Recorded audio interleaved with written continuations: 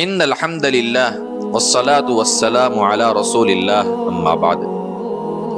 بہت ساری خواتین بیچاری ایسی ہوتی ہیں کہ جو کسی ظالم شوہر کے نکاح میں چلی جاتی ہیں۔ وہ شوہر ان کو مارتا ہے، پیٹتا ہے، گالیاں دیتا ہے اور قسم قسم کے ظلم ان کے اوپر کرتا ہے۔ تو میں ایک دعا ان کو بتاؤں گا، تو وہ اس دعا کو پڑھنے کا بہت زیادہ اہتمام کریں۔ اور یہ دعا صرف عورتوں کے لیے نہیں ہے، اس لیے کہ معاملہ کبھی الٹا بھی ہوتا ہے۔ بعض مردوں کے نکاح میں کچھ ظالم عورتیں ایسی آ جاتی ہے کہ جو مردوں کے اوپر ظلم کرتی ہیں۔ اگر وہ اس دعا کو پڑھیں گے تو فائدہ ان کو بھی ہوگا انشاءاللہ۔ اور اس دعا کے پیچھے ایک واقعہ بھی ہے، وہ واقعہ بھی میں آپ کی خدمت میں پیش کر لیتا ہوں۔ کنز العمال کی روایت موجود ہے، حضرت ابو رافع رحمۃ اللہ علیہ فرماتے ہیں کہ حضرت عبداللہ ابن جعفر رضی اللہ تعالی عنہما نے مجبور ہو کر حجاج ابن یوسف سے اپنی بیٹی کا نکاح کر لیا۔ میں اور آپ جانتے ہیں کہ حجاج ابن یوسف یہ کتنا بڑا ظالم گزرا ہے، بڑے بڑے تابعین حضرات کو اس نے شہید کیا ہے، صحابہ کرام کو اس نے تکلیف پہنچائی ہے۔ تو حضرت عبداللہ ابن جعفر رضی اللہ تعالی عنہما نے مجبور ہو کر اپنی بیٹی کا نکاح تو کر دیا، لیکن انہوں نے اپنی بیٹی سے یوں کہا کہ بیٹی گھبرانا مت، میں تجھے ایک دعا بتاتا ہوں، جب حجاج ابن یوسف تیرے پاس آئے تو اس دعا کو پڑھ لینا۔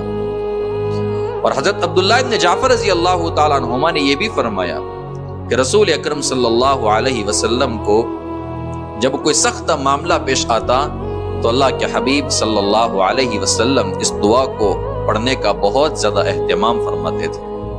اب دعا کے الفاظ اچھی طریقے سے سن لیجئے۔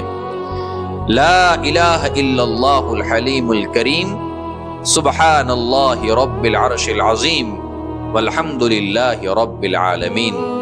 لا الہ الا اللہ الحلیم الکریم، سبحان اللہ رب العرش العظیم، والحمد للہ رب العالمین۔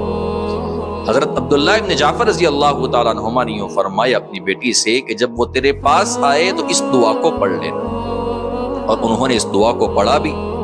راوی یوں فرماتے ہیں کہ جب حضرت عبداللہ ابن جعفر رضی اللہ تعالیٰ عنہما کی بیٹی نے اس دعا کو پڑھ لیا، جس کا فائدہ یہ ہوا کہ حجاج اس کے قریب نہ آ سکا، اس کو نقصان نہ پہنچا سکا۔ تو میری ان خواتین سے گزارش ہے کہ جو کسی ظالم شوہر کے نکاح میں ہیں، تو جب بھی آپ ان کے پاس جائے یا وہ آپ کے پاس آئے تو اس دعا کو آپ پڑھ لیں۔ اللہ رب العزت نے چاہا تو اللہ تبارک و تعالیٰ کے حکم سے انشاءاللہ وہ آپ کے اوپر ظلم نہیں کر سکے گا، ظلم کی طاقت اس کے اندر سے انشاءاللہ ختم ہو جائے گی۔ اور اس دعا کو ایسا نہیں ہے کہ جب وہ آپ کے پاس آئے یا آپ ان کے پاس جائے تبھی پڑھنی ہے، بلکہ چلتے بیٹھتے، اٹھتے بیٹھتے، چلتے پھرتے اس دعا کو آپ پڑھنے کا بہت زیادہ اہتمام کریں۔ اسی طریقے سے وہ مرد حضرات جن کے نکاح میں کوئی ظالم عورت ہے تو وہ لوگ بھی اس طریقے سے اس دعا کو پڑھنے کا اہتمام کریں۔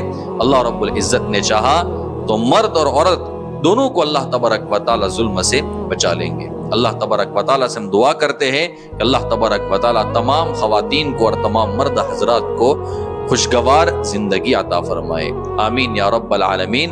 وآخر دعوانا ان الحمد للہ رب العالمین۔